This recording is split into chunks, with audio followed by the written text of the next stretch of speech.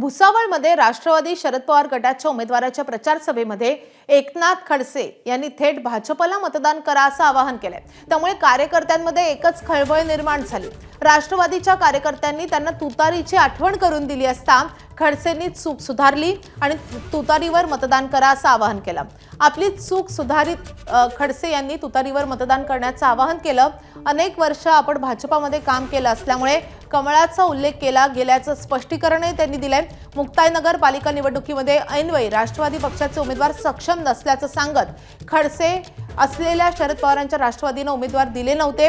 रक्षा खडसे यांच्या उमेदवारांना फायदा होण्यासाठी त्यांनी हा निर्णय घेतल्याची चर्चा असताना खडसे यांचं हे विधान आता चर्चेचा विषय ठरतंय। 1 तारखेला 2 तारखेला मतदान होईल। त्या मतदानाच्या दिवशी प्रत्येक मत कमळाच्या फुलावर असलं पाहिजे। वरच्या आपल्या नगराध्यक्षाचे उमेदवार जे आहेत आपल्या कमळावर आयुष्य घातल्यामुळे कधी कधी तुतारी वाजवणाऱ्या माणसाला मिळालं पाहिजे। आपले 50 उमेदवार एबीपी माझा, उघडा डोळे बघा नीट।